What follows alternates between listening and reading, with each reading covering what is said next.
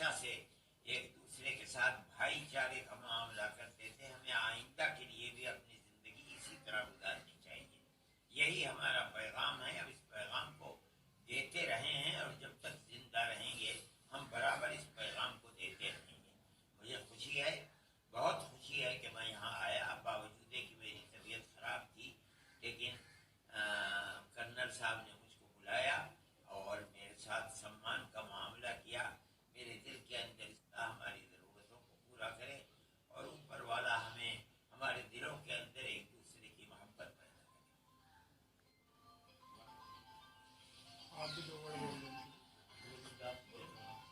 आज हमारे बीच में आदरणीय अरशद मदनी जी, जो दारुल उलूम के मुखिया हैं,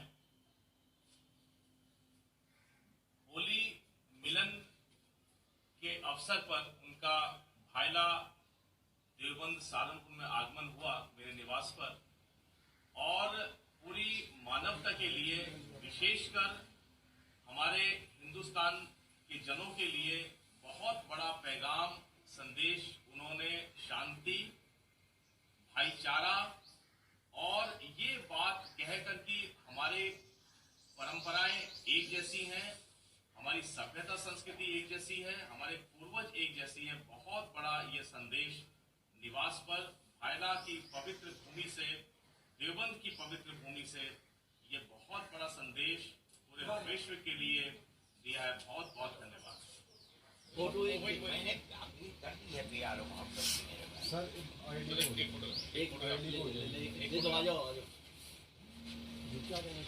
मैंने ये बात कही है कि प्यार और मोहब्बत से रहना चाहिए, और जिस तरह हम हमेशा से गांव दर गांव प्यार और मोहब्बत के साथ, कते नज़र इसके कि मजहब किसी का क्या है, इंसानियत की